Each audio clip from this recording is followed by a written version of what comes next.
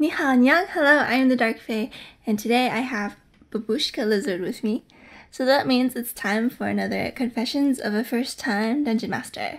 So this is for session 8, so without further ado, let's get into it.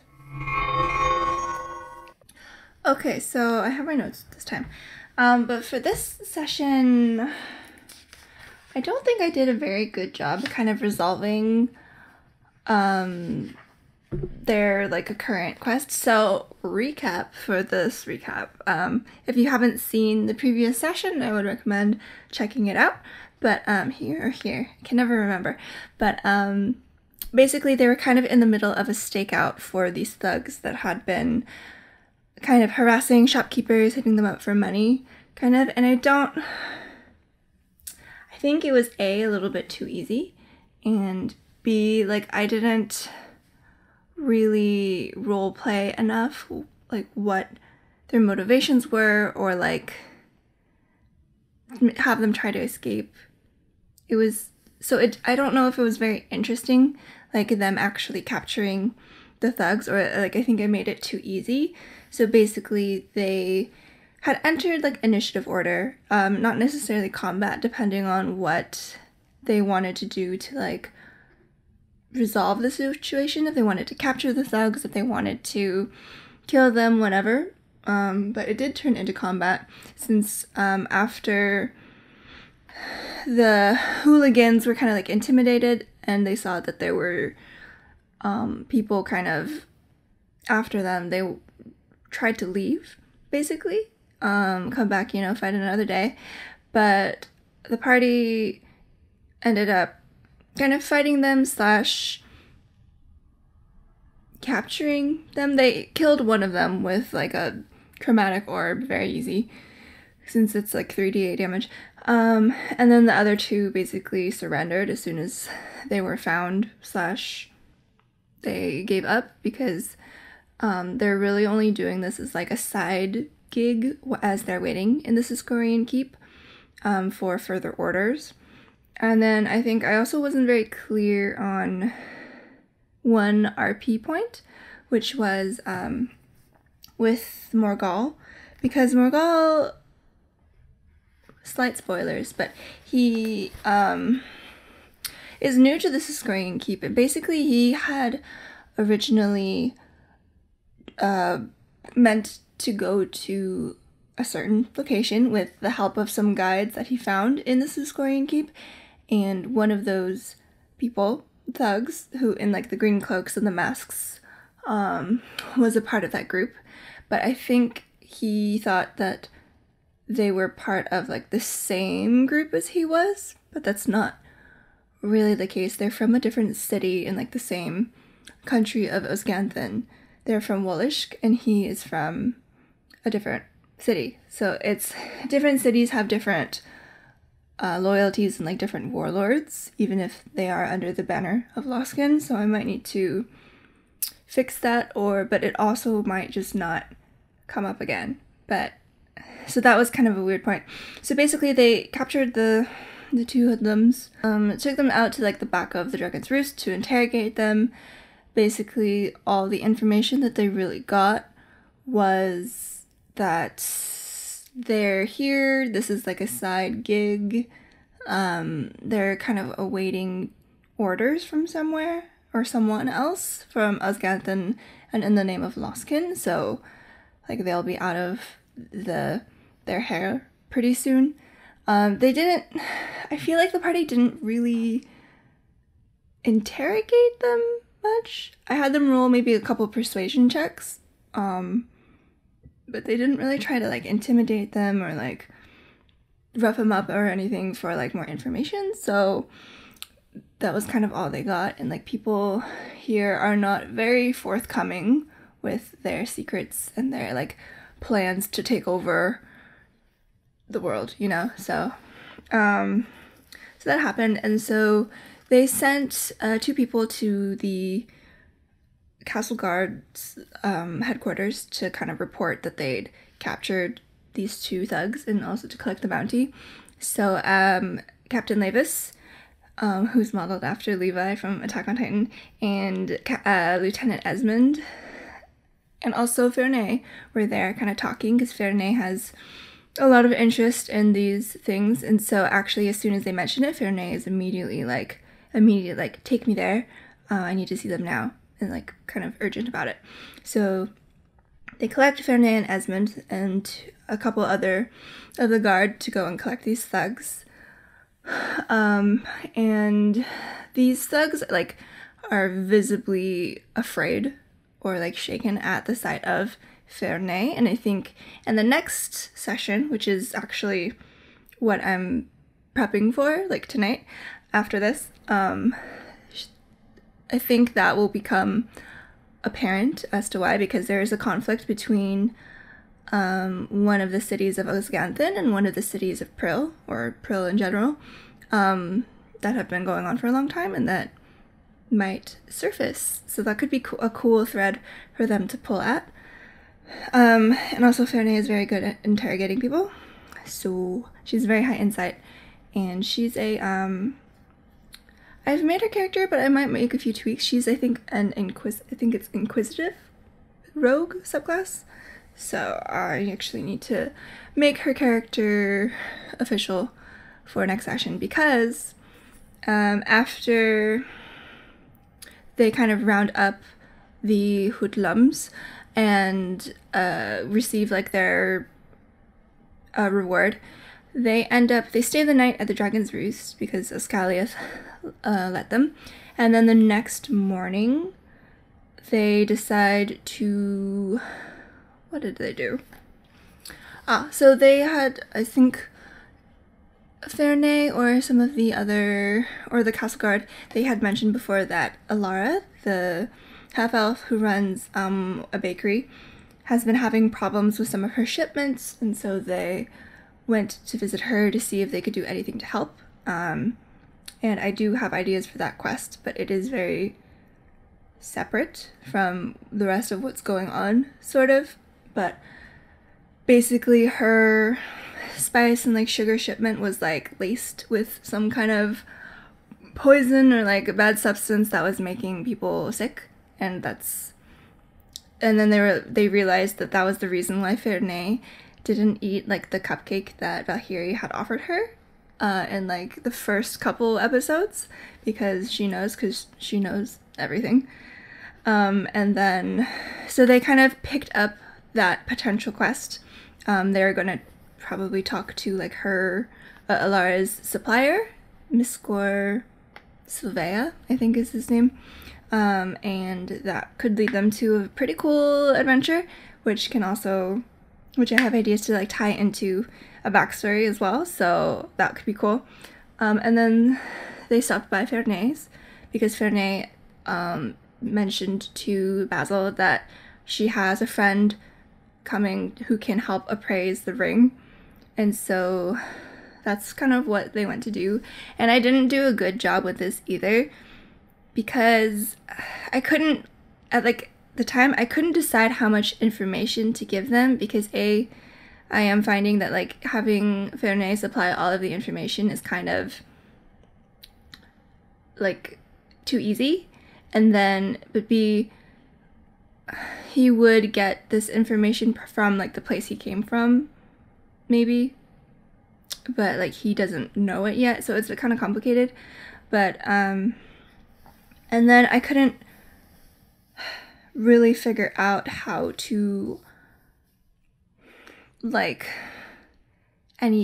help with this ring that the wizard friend could provide. Like if I could have put like a ward on it or like some sort of protection on it, because it's such an like unknown thing. But so basically what happened is they went to the shop, and then Ferney led them kind of into one of the back rooms upstairs, which is a room that's I think I mentioned it last time, which is like abjured to ward against like scrying or any like outside interference or magical interference. So she sent them there, and then this is where her friend Cathan Ilias, he kind of does some spells to try and like figure out what the ring actually is and does. And what it is a ring of mind shielding. So it's it's got like a brain on it. It's kind of gross. And the ring of mind shielding, it like prevents any unwanted telepathic communication between like to its wearer.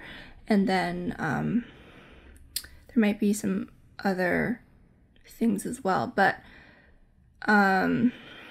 so what's weird about that is that in one of the previous episodes, I think episode 5, when they were in Lebesque, basically,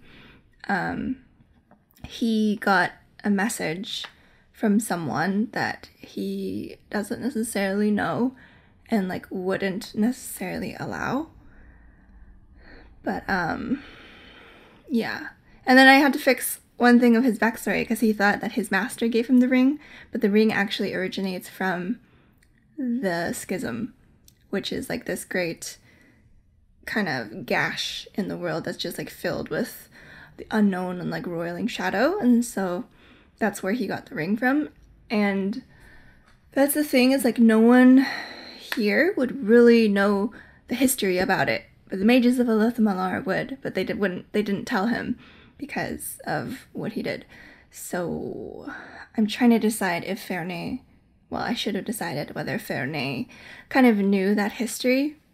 It's feasible that she might, but again, like having just one person to give them all of this knowledge is a little bit too easy, in my opinion. Especially when a lot of the knowledge is like very new and very not inaccurate, but like untrustworthy. Like some of the info they found in the Found Archives was actually incorrect because nobody knew that Lebesque was actually turned in favor of Nogral instead of Cror. So stuff like that. So I don't think they really got enough out of that session, which I'm kind of not happy with, but I think I can make up for it later on, as like this was kind of like an introduction to the ring, and then Gaithan can do more research and then come back with more stuff or like more info or more protection. So they found out that trying to take off the ring, they have to make a wisdom saving throw, which is a fairly high DC because of where this ring comes from. On failure, they take 2d6 wisdom, 2d6 psychic damage, and then they actually have to roll percentile dice, and then they suffer a short-term madness. And that madness gets more and more serious, like the more they try to take it off, if the same person tries to take it off. So that's kind of the consequence of that ring. So that's an interesting thread that I am excited to pull because I think it's a very cool backstory. So that's slowly developing. After that like session, they basically got a lot of work for Ferney, because I think Basil is a bit smitten with her and he keeps trying to be like we're trustworthy, we'll work for you, etc.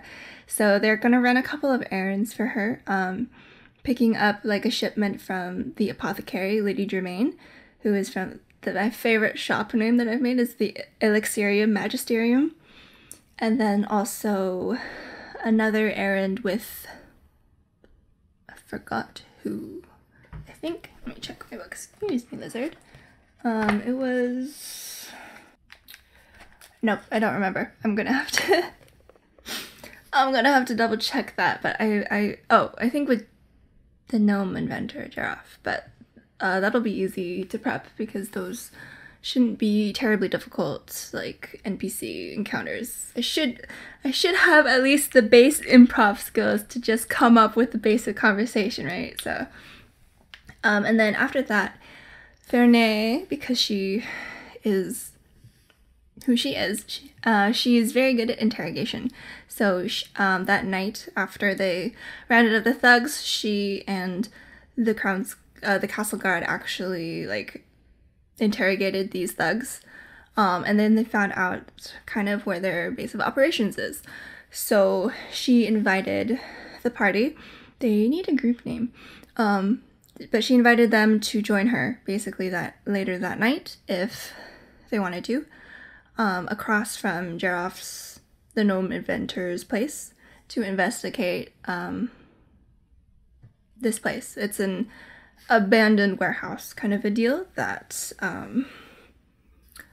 may have more of these green cloaked masked people. And the masks, by the way, are like they kind of have a disguise self spell enchanted with them, but they only work with like the person who is attuned, or like the person who is, I haven't exactly worked out the mechanic on it, but I was going to say like there are runes on the inside that are like inscribed with the person's like identity, and then like the identity that they're trying to assume.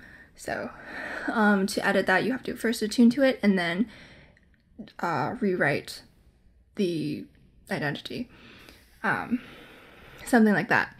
Anyways, but because Ferney is quite a higher level than they are, and there are 7 of them, so that's 8 people in an initiative turn, not counting enemies. So I'm trying to figure out how to make this like upcoming encounter like much more difficult than it would seem like it should be, because again, 7 of them with the addition of a much higher level ally is like, will make things much easier if I don't introduce some sort of mechanic or enemy that like shouldn't, or like a mechanic or enemy that hurts them in some way. So I'm not entirely sure how to do that, because I do like already have plans for what is in the warehouse and what they'd encounter, but I don't exactly know what this like difficult boss kind of thing will be. So I'm gonna have to figure that out in a few minutes after I finish recording this. But let's see, I think that's basically it.